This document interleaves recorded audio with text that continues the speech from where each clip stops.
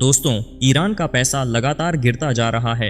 आज हाल ये है कि इंडियन 1 रुपये के बदले 10 से 11,000 ईरानियन रायल मिल रहे हैं। इसका सीधा मतलब ये है कि लोगों की कमाई की वैल्यू हर दिन और कम होती जा रही है। इसी वजह से ईरान के कई शहरों में लोग सड़कों पर उतर आए हैं। ये प्रोटेस्ट किसी दूसरे देश के खिलाफ नहीं, बल्कि अपनी ही government Islamic republic of Iran के खिलाफ हो रहे हैं। और इसी बीच अमेरिका के फॉर्मर प्रेसिडेंट डोनाल्ड ट्रंप ने ईरान को खुली मिलिट्री वार्निंग देकर सिचुएशन को और ज़्यादा खतरनाक बना दिया है। चलिए देखते हैं ईरान इस हाल तक कैसे पहुंचा।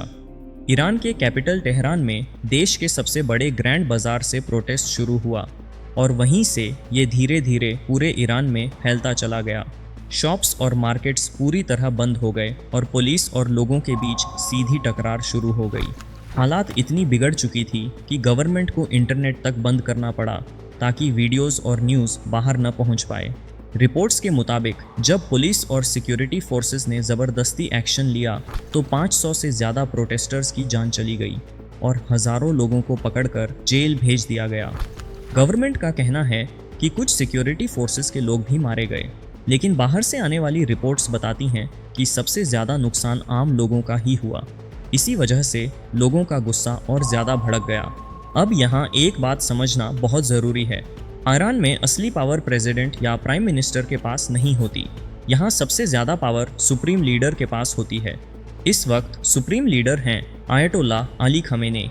आर्मी, कोर्ट्स, मीडिया और इलेक्शन से बनी गवर्नमेंट तक सबका फाइनल कंट्रोल सुप्रीम लीडर के हाथ में होता है।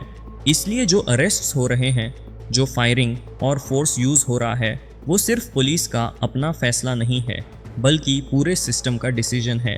इस बार प्रोटेस्ट्स का मेन रीज़न पॉलिटिक्स नहीं, बल्कि इकोनॉमी है। ईरानियन इकोनॉमी लगातार कोलैप्स की तरफ जा रही है। सैंक्शंस और गलत पॉलिसीज़ की वजह से महंगाई इतनी ज़्यादा बढ़ गई है कि लोग रोज़ की ज़रूरत की चीज़ें भी अफोर्ड नहीं कर पा रहे। आज एक US डॉलर के लिए 10 लाख से ज़्यादा रायल देने पड़ रहे हैं। इंडियन करेंसी के कंपैरिजन में देखें तो 1 रुपये के बदले 10 से 11,000 ईरानियन रायल मिल जाते हैं।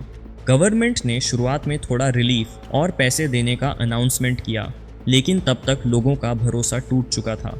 जैसे ही अमेरिका और इजराइल की तरफ से स्टेटमेंट्स आए, सरकार ने कहना शुरू कर दिया कि प्रोटेस्ट बाहर के देशों के इशारे पर हो रहे हैं। इसके बाद पुलिस ने और ज़्यादा सख्ती और कई जगहों पर हिंसा के साथ एक्शन लेना शुरू कर दिया। इस पूरी सिचुएशन को बाहर से आने वाला प्रेशर और ज़्यादा खतरनाक बना रहा है।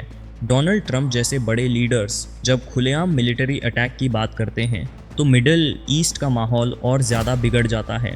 ईरान कोई छोटा या कमज़ोर देश नहीं है। अगर यहाँ कॉन्फ्लिक्ट बढ़ता है तो इसका असर सिर्फ ईरान तक नहीं, बल्कि पूरे मिडिल ईस्ट पर पड़ेगा। आज ईरान एक ऐसे मोड़ पर खड़ा है जहां एक तरफ एक बहुत पावरफुल रिलीजियस सिस्टम है और दूसरी तरफ एक ऐसी पब्लिक है जो महंगाई, बेरोज़गारी और सख्ती से थक चुकी है। अब बात सिर्फ प्रोटेस्ट्स तक नहीं रही। सवाल ये है, क्या ईरान का सिस्टम खुद को संभाल पाएगा या फिर देश एक बड़े बदलाव की तरफ बढ़ने वाला है? आपको क्या लगता है? कमेंट में अपनी राय ज़रूर बताना। और अगर ये वीडियो आपको पसंद आया हो तो चैनल को सब्सक्राइब कीजिए और बेल आइकॉन दबाना मत भूलिए ताकि अगला वीडियो मिस न हो। मिलते हैं नेक्स्ट वीडियो में।